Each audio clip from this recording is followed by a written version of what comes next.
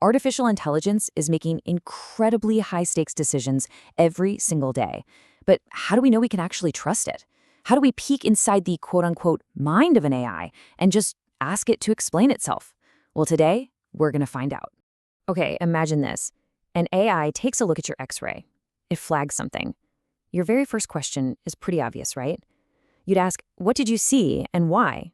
It's such a simple question. But for the longest time, getting a simple answer from an AI has been, well, almost impossible. The problem is these powerful algorithms have always kind of been a black box. We put the input in, like your X-ray, and we get an output, the diagnosis. But what happens in the middle, the actual reasoning, that's been a total mystery. A mystery that, thankfully, we are finally starting to solve. And that right there is what we call AI's black box problem. See, when AI is being used in really critical fields like healthcare or deciding who gets a loan in finance, not knowing the why isn't just a little frustrating, it can be downright dangerous. We absolutely need answers. So the first big step we took to try and crack open that black box was to ask a simple question. Where did you look? The whole idea is to create a kind of heat map that literally highlights the exact parts of the data the AI zeroed in on to make its final call. And to do this, researchers came up with some pretty incredible tools. Two of the most popular are called Lime and SHAP. Now, they work in different ways, but they're both aiming for the same thing, to tell us which features or which pixels in an image were the most important for the AI's decision.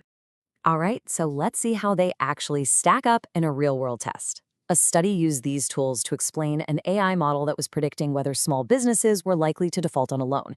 And in a situation like that, knowing why a business is seen as risky is absolutely crucial. Okay, now check this out. This is where it gets really interesting. When researchers use Lime, its explanations led to the jumbled up mess you see right here. The yellow and purple dots, they represent safe and risky businesses, are all mixed together.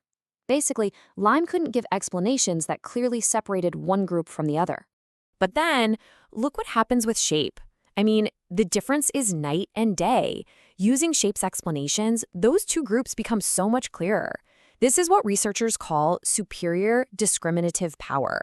It means its explanations do a way better job of showing the real differences between a good risk and a bad one.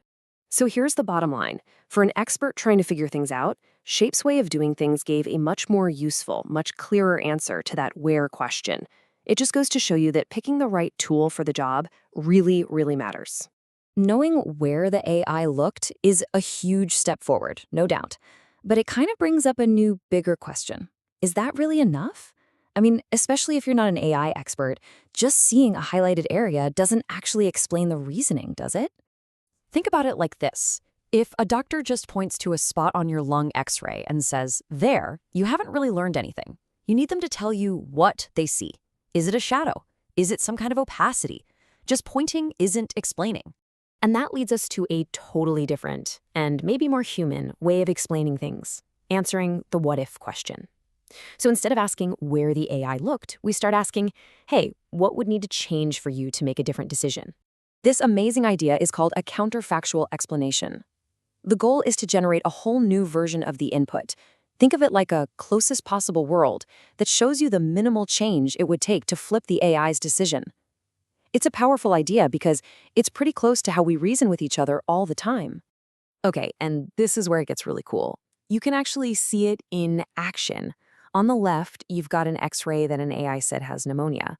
But on the right, that's a counterfactual image created by a technique called counterfactual. It's not someone else's X-ray. It's an AI-generated version of the very same X-ray showing what it would look like if it were healthy. This is a total game changer. The system isn't just pointing at some blurry spot anymore.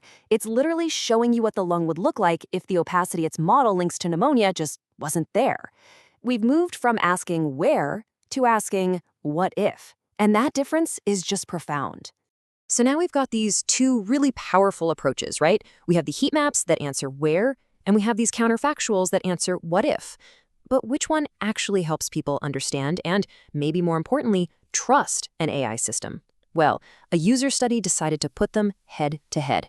What the researchers did was they got a group of non-experts together and they asked them to use these different explanation types, Lime, another heat map method called LRP, and the new counterfactuals to try and guess what the AI's diagnosis would be on a bunch of different X-rays. And the results were, well, pretty striking. As you can see from this chart, the people who are using the counterfactual explanations were way more accurate at predicting what the AI was going to say. It means they were able to build a much better mental model of how the AI was actually thinking. And it wasn't just about getting the right answer.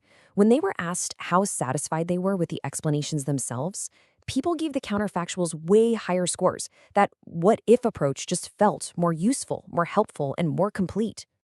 And finally, and this is probably the most important part, let's talk about trust. Better explanations led directly to more trust in the AI system. Being able to see what if made the AI feel less like some mysterious black box and more like a transparent partner you could actually work with. So, what's the big takeaway here for building AI that we can actually rely on? It seems pretty clear. The best explanation isn't a one-size-fits-all thing. It totally depends on who is asking the question and what they really need to know. So let's boil it all down. For an expert data scientist who's trying to debug a model, asking where with a tool like SHAP can be super effective. But for a patient or for someone applying for a loan, asking what if with a counterfactual explanation is way more intuitive, way more satisfying, and it does a much better job of building trust. Ultimately, this journey inside the AI's mind shows us something really important.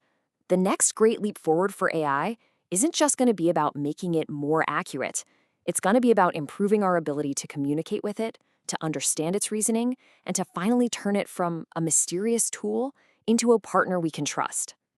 And that really just leaves us with one final thought to chew on.